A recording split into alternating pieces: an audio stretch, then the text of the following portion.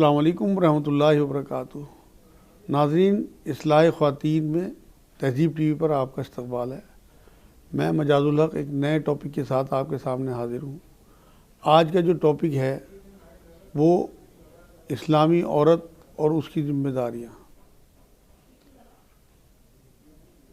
ناظرین، آپ دیکھتے ہوں گے کہ اس پوری دنیا میں اللہ رب العزت نے جتنے انسان بنائے ہیں ان میں آدھے مرد اور آدھے عورتیں ہیں، تو انسانیت کا نصف ہے عورت، تو اس کے اوپر اسی طرح کی بھی ذمہ داریاں بھی ڈالی گئی ہیں۔ مردوں پہ الگ ذمہ داریاں ہیں، عورتوں پہ الگ ذمہ داریاں ہیں۔ قرآن میں اللہ رب العزت نے مردوں کو قوام کہا ہے اور آگے اس کی وجہ بیان کی ہے، کیونکہ یہ محنت کر کے کماتے ہیں اور پھر گھر چلاتے ہیں۔ عورت کو اللہ رب العزت نے گھر کے لیے بنایا ہے تاکہ وہ بچوں کی تربیت کر سکے اور اپنا گھر سنبھال سکے، اپنے ہسبینڈ کی، اس کے مال کی، اس کے بچوں کی حفاظت کر سکے۔ سورہ آل عمران آیت نمبر 110 میں اللہ رب العزت نے یہ بات کہی ہے کہ تم بہترین امت ہو، تمہیں لوگوں کے لیے برپا کیا گیا ہے کیونکہ تم اچھائی کی تلقین کرتے ہو، برائی سے روکتے ہو۔ سب سے بڑی ذمہ داری ہمارے اوپر یہ دعوت کی ڈال دی گئی، اور یہاں یہ کہا کہ تم بہترین امت ہو۔ یہ مردوں کے لیے نہیں ہے بات، بلکہ تمام امت کے لیے ہے، جس میں نے بتایا آپ کو کہ آدھا حصہ عورت ہے۔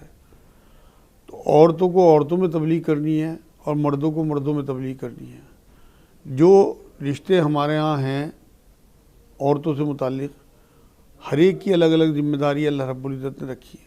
سب سے پہلے ماں کا درجہ آتا ہے۔ ماں کے اوپر سب سے زیادہ ذمہ داری ہے، کیونکہ یہ ایک اپنے آپ میں یونیورسٹی ہے۔ اس نے نئی نسلوں کی تربیت، اولاد کی یعنی کہ تربیت کرنی ہوتی ہے، تو اس کے اوپر سب سے زیادہ ذمہ داری ہے۔ اسی لیے معاشی ذمہ داری عورتوں پہ نہیں ڈالی گئی کہ یہ اپنا گھر سنبھالیں، اپنے بچوں کی تربیت کریں، نئی نسل کی تربیت کریں۔ آپ یہ دیکھیں کہ ماؤں کا درجہ کتنا زیادہ ہے کہ حضور صلی اللہ علیہ وسلم نے فرمایا کہ ماں کے پیروں کے نیچے جنت ہے۔ خود اللہ رب العزت نے جب اپنی مثال دی، بندوں سے اپنی محبت کی، تو ایک حدیث قدسی میں کہا کہ میں 70 ماؤں سے زیادہ محبت اپنے ایک بندے سے کرتا ہوں۔ آپ یہ دیکھیے، مثال اللہ رب العزت نے ماں کی مثال دی یہاں بھی، حالانکہ اللہ تو بہت بڑے ہیں، شان والے ہیں۔ 70 کا ہنسا بھی انہوں نے اسی لیے استعمال کیا کہ ان گنت، تو کتنی محبت ایک بندے سے کرتے ہوں اس کا تو اندازہ ہی نہیں ہے، لیکن مثال کے بارے میں بتا رہا ہوں آپ کو۔ یہ وہ چیزیں ہیں جو ماں کی اہمیت کو بیان کرتی ہیں۔ آپ محبت کی نظر سے اپنے ماں باپ کو ایک بار دیکھیں تو ایک حج کا ثواب حضور صلی اللہ علیہ وسلم نے بتایا۔ کسی صحابی نے پوچھ لیا کہ حضور اگر 100 دفعہ دیکھے دن میں کہ 100 بار کا ثواب دے گا اللہ پاک۔ تو یہاں اللہ رب العزت نے یہ بات بتا دی کہ ماں جو ہے وہ بڑی اہمیت کی حامل ہے۔ دیکھیں، ایک حدیث پاک میں یہ بات ملتی ہے، حضور نے فرمایا صلی اللہ علیہ وسلم کہ غور سے سنو لوگوں میری بات، ہر آدمی ذمہ دار ہے، ہر آدمی نگراں ہے، اور اس سے اس کی ذمہ داری کی پوچھ گچھ ہوگی۔ اور عورتوں کو مخاطب کر کے یہ بات کہی کہ عورتوں سے ان کے شوہر اور ان کے بچوں کے بارے میں پوچھا جائے گا۔ اب جو عورتیں اپنے شوہروں کے ساتھ اچھی نہیں ہیں یا بے وفا ہیں، وہ یہ دیکھ لیں، یا اپنے بچوں کے ساتھ وہ لاپرواہی کرتی ہیں، انہیں اللہ کے ہاں حساب دینا ہوگا، سوال جواب ہوں گے ان سے۔ حضور صلی اللہ علیہ وسلم نے ایک بار یہ بات فرمائی کہ تیرے 3 والد ہیں، ایک جس نے تجھے تعلیم دی، ایک جس نے تجھے جنم دیا، ایک جس نے تجھے بیٹی دی۔ تو اب عورت کے ماں باپ مرد کے ماں باپ ہیں اور مرد کے ماں باپ عورت کے ماں باپ ہیں۔ تو اس لیے اپنے جو آپ کے ساس سسر ہوں ان کی خدمت کرنا، ان کی محبت کرنا بھی آپ کے ذمہ ہے، ان کی بھی پوچھ گچھ آپ سے ہوگی، کیونکہ عورت سے اس کے شوہر، اس کے گھر، اس کے بچوں کی پوچھ گچھ کی حدیث میں نے آپ کو بتا دی۔ یہ اس طرح کی حدیثیں ہیں کہ ہمیں ترغیب دلاتی ہیں۔ آپ یہ دیکھیں کہ ماں جو ہے وہ کس طرح سے قرآن مثال بیان کرتا ہے کہ 9 مہینے پیٹ میں رکھتی ہے، 2 سال خون پلاتی ہے، تکلیفیں جھیل جھیل کے جنتی ہے بچے کو، تو کتنی قدر ماں کی ہوگی اور کتنی ذمہ داری اس کے اوپر ہوگی، کیونکہ جتنا رتبہ اللہ دیتا ہے پھر اتنی ذمہ داری بھی، اتنی پکڑ بھی، اتنا ہی اسے فیض بھی، اتنا ہی اسے وہاں پہ درجہ بھی ملے گا، کیونکہ جس کی جیسی ذمہ داری اس کی ویسی پکڑ اور ویسے ہی اس کا رتبہ۔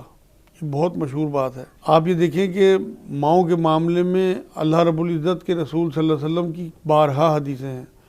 ممبر شریف پہ چڑھتے ہوئے کیا فرمایا تھا؟ جو 3 باتیں بد دعا حضرت جبرائیل نے بد دعا کی، حضور نے آمین کہا۔ اس میں یہ بھی تھا کہ ماں باپ کو پائے اور ان کی اتنی خدمت نہ کرے کہ وہ جنت اس پہ واجب ہو جائے، ایسے آدمی کی ہلاکت ہو۔ تو بچوں کو حرام سے بچانا، انہیں حرام کھلانے سے بچانا اور ان کی صحیح طرح سے تربیت کرنا، جو اقدار جو قدریں اسلام نے طے کی ہیں ان قدروں پہ ان کی پرورش کرنا، یہ سب ایک ماں کی ذمہ داری ہے۔ اب وہ اگر دیکھتی ہے کہ میرے بچے کسی حرام میں ملوث ہیں اور وہ انہیں نہیں روکتی تو اللہ کے یہاں پکڑ ہوگی۔ دیکھیں میں آپ کے سامنے ایک حدیث میں پیش کرتا ہوں، حضرت صلی اللہ علیہ وسلم نے ایک بار یہ بات فرمائی، بہت مشہور حدیث ہے، بارہا آپ نے سنی ہوگی، کہ برائی ہوتی ہوئی دیکھو تو اسے ہاتھ سے روکو، ہاتھ سے نہیں روک سکتے تو اسے زبان سے روکو، زبان سے نہیں روک سکتے تو اسے دل سے برا جانو، اور یہ ایمان کا سب سے ہلکا درجہ ہے۔ یہ حدیث اتنی ہلکی نہیں ہے جتنی ہم سمجھتے ہیں۔ جو ماں اپنے بچوں کو کسی حرام کام میں لگا ہوا دیکھے اور وہ انہیں ہاتھ سے روک سکتی اور ہاتھ سے نہ روکی، اس نے صرف زبان سے منع کیا یا دل سے برا جانا، تو اللہ کی پکڑ میں آ جائے گی۔ جہاں ہاتھ سے روکنا ہے، ہاتھ ہی چلانا ہے وہاں پہ بچوں پہ۔ تو کوئی بھی حرام کام بچے کریں، یا نمازوں کے معاملے میں جیسے حضور صلی اللہ علیہ وسلم کی حدیث پاک ہے، 7 سال کے بچے کو نماز پڑھاؤ، 10 سال کا نہ پڑھے تو اس کے ساتھ سختی کرو، پٹائی کرو، تو وہ سارے معاملے پیش نظر ہونے چاہیے حضور صلی اللہ علیہ وسلم کی تعلیمات کے۔ تب آپ اپنے بچوں کی صحیح پرورش کر پائیں گی، تب آپ کو وہ مرتبہ ملے گا کہ آپ جنت میں ہوں گی۔ کیونکہ ایک ماں جس کے پیروں کے نیچے جنت ہے، ایسا تھوڑی ہو سکتا ہے کہ وہ جنت میں نہ جائے۔ اگر وہ صحیح طرح سے بچوں کی پرورش کر دے، جیسی حضور صلی اللہ علیہ وسلم جس طرح کی مثالیں دیکھے گئے ہیں، تو لازمی وہ انشاءاللہ تعالی خود بھی جنتی ہوگی۔ اس کے بعد ہمارے پاس نمبر آتا ہے بیوی کا۔ بیویوں کے بے انتہا قصے آپ نے سنے ہوں گے کہ انہوں نے کس طرح جو اپنے شوہروں کی مدد بھی کی ہے، نصرت بھی کی ہے، اور انہیں تسلیہ بھی دی ہیں۔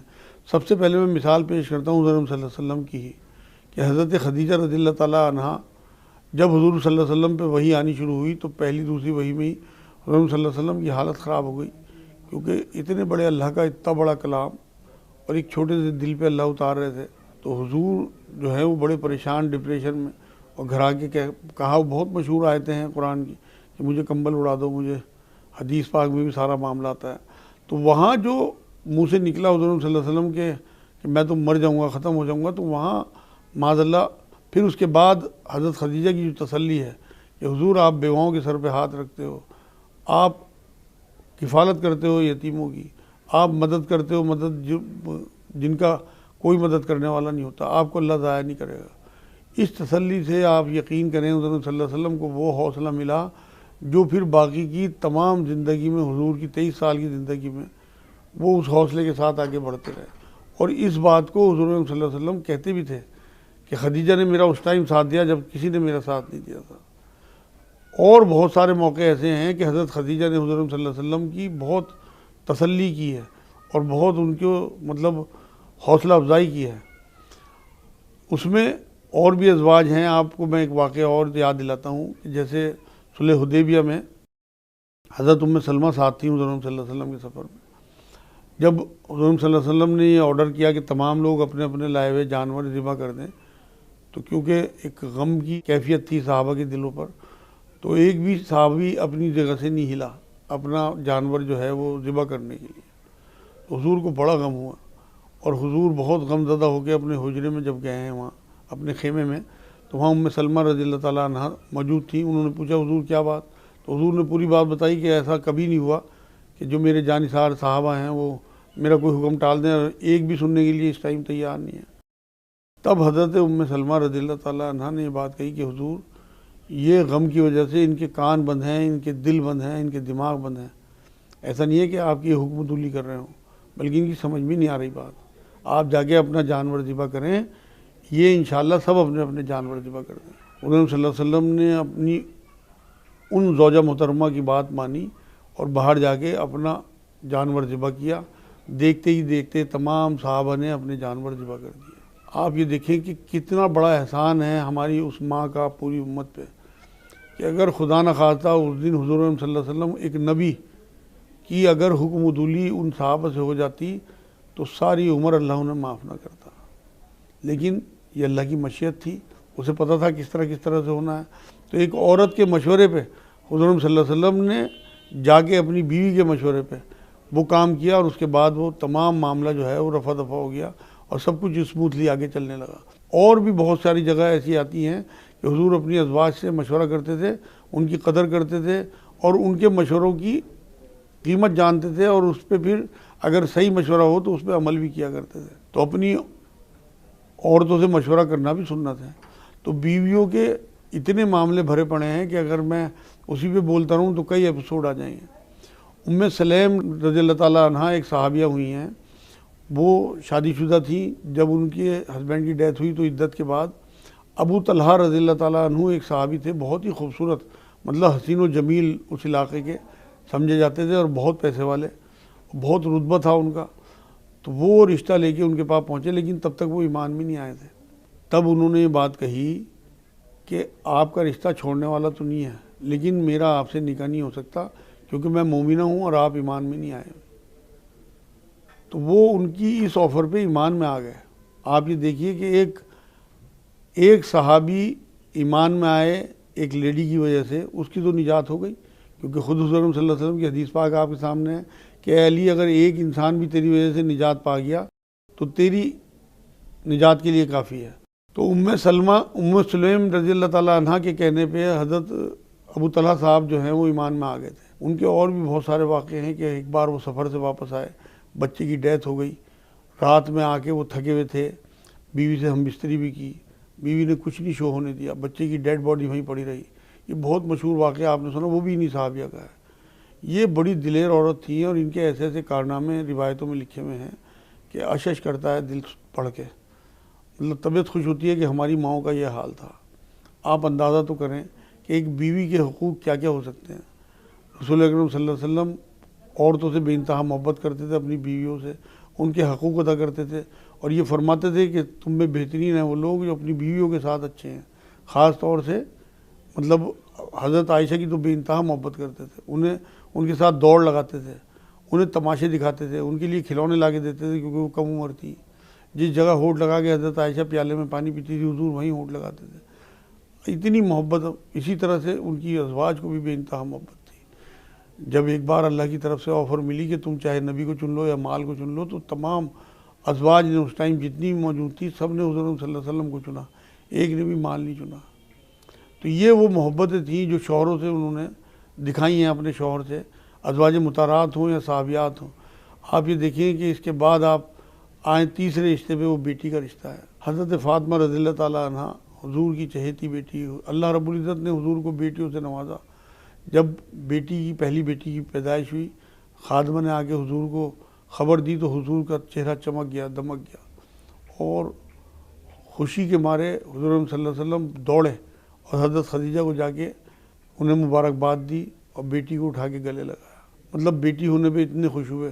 آپ یہ دیکھیں حضور صلی اللہ علیہ وسلم کے کوئی مرد اولاد تو رہی نہیں بچی، 3 بیٹے ہوئے تھے وہ فوت ہو گئے، لیکن 4 بیٹیاں حضرت خدیجہ سے حضور صلی اللہ علیہ وسلم کو اللہ رب العزت نے نوازی۔ بیٹیوں کی اتنی محبت حضور صلی اللہ علیہ وسلم کو تھی، اس کے بہت قصے بھرے پڑے ہیں۔ آپ حضرت فاطمہ کو ہی لے لیں، حضور صلی اللہ علیہ وسلم جب کسی جنگ سے آتے تھے تو حضرت فاطمہ کے دروازے پہ سب سے پہلے جاتے تھے، جا کے سلام کرتے۔ حضور صلی اللہ علیہ وسلم کے پاس کبھی حضرت فاطمہ آتی تو ہاتھ چومتے، ماتھا چومتے، اپنی جگہ بٹھاتے۔ اور حضرت فاطمہ کا بھی معاملہ ایسے ہی تھا حضور صلی اللہ علیہ وسلم کے ساتھ۔ یہ دیکھیں آپ کہ جب مکے میں حضور صلی اللہ علیہ وسلم کے اوپر ظلم ہو رہے تھے اور ان کے سجدے میں جانے کے بعد کسی نے اونٹ کی اوجڑی حضور صلی اللہ علیہ وسلم کی پیٹھ مبارک پہ رکھ دی سجدہ کرتے ہوئے، تو اتنی بھاری اوجڑی ہوتی ہے اونٹ کی، آپ تصور نہیں کر سکتے۔ تو حضرت فاطمہ کو کسی نے بتایا تو چھوٹے چھوٹے ہاتھ تھے، بہت چھوٹی تھی عمر میں، وہ دوڑی دوڑی آئی اور اپنے ان چھوٹے چھوٹے ہاتھوں سے اوجڑی کو ہٹانے لگی۔ حالانکہ وہ اس قابل تو نہیں تھی، مگر پھر اور لوگوں نے ساتھ مل کے اس اوجڑی کو ہٹایا حضور صلی اللہ علیہ وسلم کی پیٹھ سے۔ حضرت فاطمہ کا میں وہ قصہ بھی آپ کو سنا چکا، جنگ احد میں حضور کے زخم بھرے۔ حضرت فاطمہ رضی اللہ تعالیٰ عنہ حضور کے وصال مبارک کے ٹائم بے انتہا غمگین تھی اور تڑپ رہی تھی، رو رہی تھی۔ حضور صلی اللہ علیہ وسلم نے ان کے کان میں بلا کے کچھ کہا تو اس کے بعد وہ مسکرائی اور خوش ہو گئی۔ وہ یہی بات تھی، انہیں اپنے بابا کے جانے کا بہت زیادہ غم تھا، بابا کی تکلیفیں انہوں نے دیکھی ہوئی تھی اور بابا کی شفقت اور محبت بھی دیکھی ہوئی تھی۔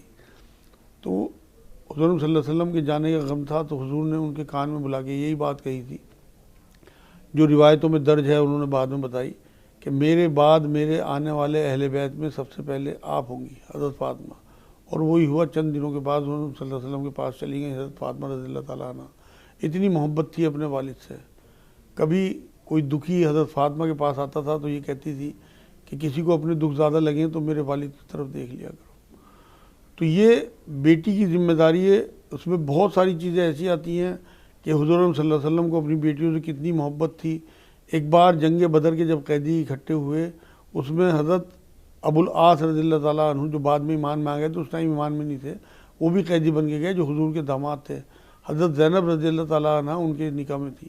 تو جب قیدیوں سے فدیہ لے کے چھوڑا جانے لگا مشورتاً, تو حضور صلی اللہ علیہ وسلم کے پاس یہ معاملہ آیا کہ ان میں حضرت ابو العاص رضی اللہ تعالیٰ عنہ بھی ہیں. تو ان کی طرف سے حضرت زینب نے ایک ہار بھیجا. ہار دیکھ کے حضور صلی اللہ علیہ وسلم کی آنکھوں میں آنسو آ گئے, کیونکہ وہ حضرت خدیجہ رضی اللہ تعالیٰ عنہ نے اپنی بیٹی حضرت زینب رضی اللہ تعالیٰ عنہ کو دیا تھا. اس ہار کو دیکھ کے حضور صلی اللہ علیہ وسلم نے صحابہ سے مشورہ کیا اور یہ فرمایا کہ میں چاہتا ہوں کہ یہ ہار واپس کر دیا جائے. تو تمام صحابہ نے مل کے حضرت عمر سمیت یہ بات کہی کہ حضور جیسے آپ مناسب سمجھیں آپ یہ ہار بھی واپس کر دیں اور ابو العاص رضی اللہ تعالیٰ عنہ کو بھی چھوڑ دیں. اس کے بعد خیر وہ مکے گئے. اس کے بعد انہوں نے تمام لوگوں کی جو بھی جو اس ٹائم ان کی طرف پیسے ویسے تھے یا جو قافلہ تھا تجارتی, اس تجارت کا سامان تھا, سب دے کے اس کے بعد خیر وہ واپس آ کے ایمان میں آ گئے تھے. بہت مشہور واقعہ ہے. تو بیٹیوں کی محبت رسول اللہ صلی اللہ علیہ وسلم کی سنت بھی ہے, اور بیٹیوں کو بھی بہت محبت ہوتی ہے اپنے باپ کی. میں تو اپنی بیٹیوں میں دیکھتا ہوں الحمدللہ, یا اور بھی جو جتنے بھی ہم اپنے رشتہ داروں میں تعلق داروں میں, کہ بیٹی کس قدر محبت کرتی ہیں کہ شادی کے بعد بھی تڑپتی رہتی ہے. خدمت کا معاملہ ہو, ماں باپ بیمار ہو جائے تو ہمیشہ بیٹی کام آتی ہیں. تو یہ بیٹی کا جو اللہ رب العزت نے ذمہ داری رکھی, اس میں بہت بڑی ذمہ داری یہ ہے کہ بیٹی اپنے ماں باپ کے لیے دعائیں بھی کرتی ہیں, ان کی خدمت بھی کرتی ہیں. تو یہ جو ہماری طرف ساری چیزیں اللہ رب العزت نے اپنے رسول کے لیے دی ہیں, تو اس میں بہت سارے معاملے رشتوں کے ایسے آتے ہیں کہ بیٹیوں کے بارے میں اللہ رب العزت نے اپنے رسول کے ذریعے یہ بات بتا دی کہ نبی نے یہ فرمایا صلی اللہ علیہ وسلم کہ جو بیٹیوں کی پرورش کر دے گا, تعلیم و تربیت کر دے گا اور کفالت کرے گا اور ان کی شادی کر دے گا, وہ جنت میں میرے ساتھ ایسے ہوگا جیسے دو انگلی ہے. ایک بھی حدیث بیٹوں کے لیے نہیں ہے.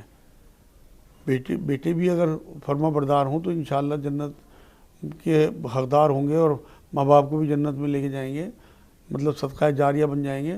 لیکن بیٹیوں کے لیے اللہ رب العزت نے یہ بات رسول کے ذریعے کہلوا دی, اور قرآن میں آیت وہ صورتیں تک اتار دی. سورہ نساء جو ہے وہ عورتوں پہ تو اللہ نے اتاری ہے, مردوں کے نام پہ کوئی صورت نہیں ہے.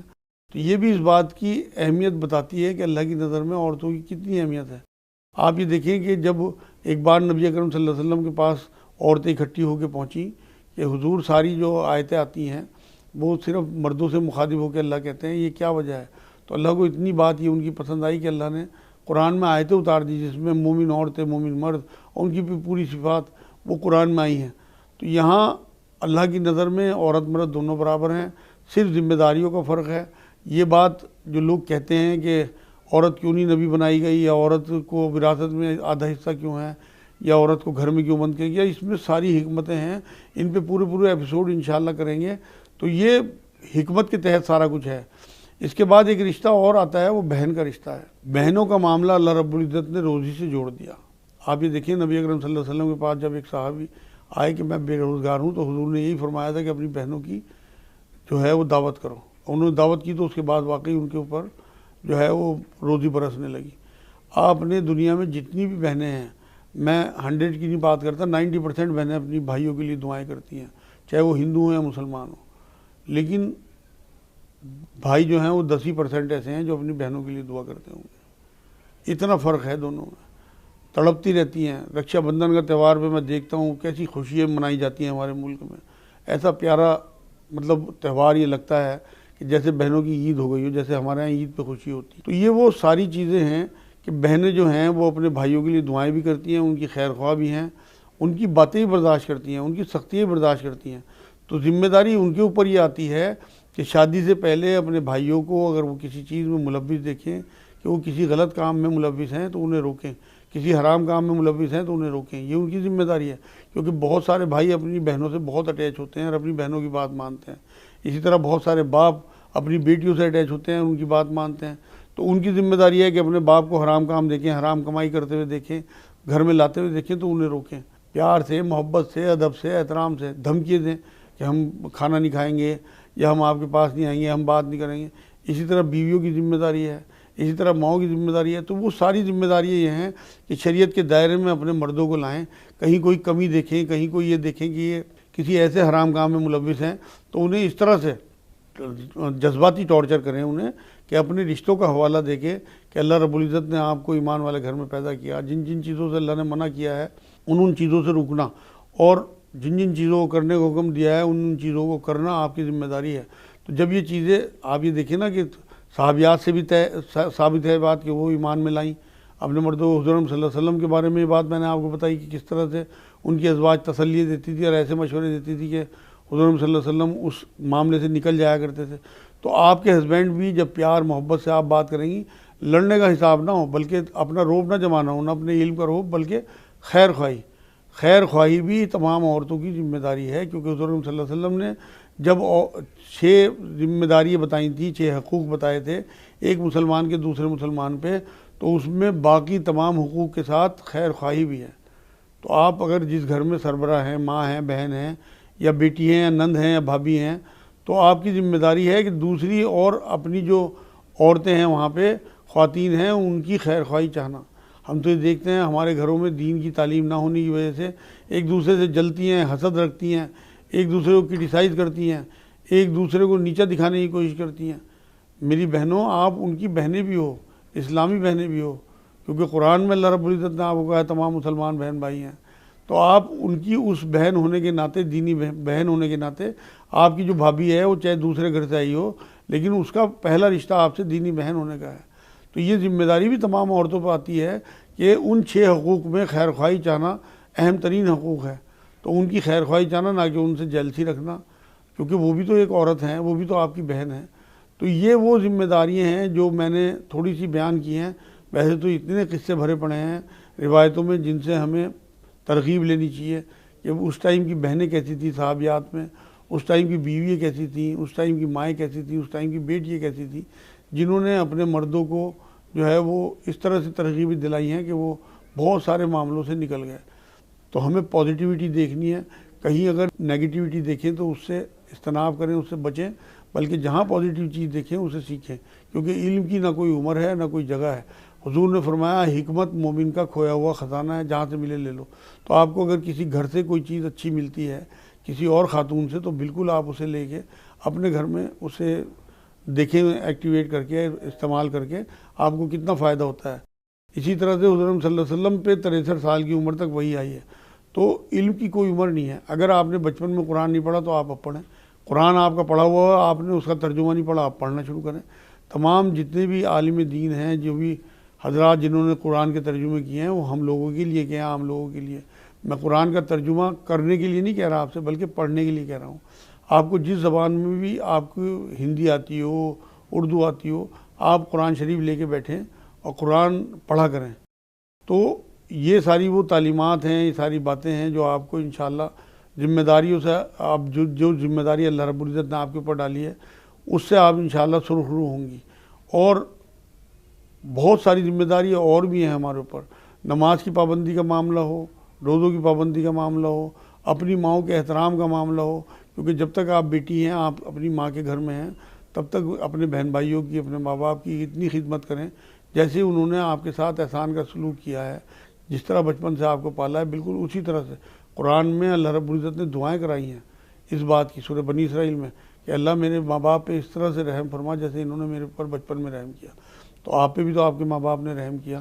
تو آپ ان کی ٹانگیں دبایا کریں جب تک آپ کی شادی نہ ہو.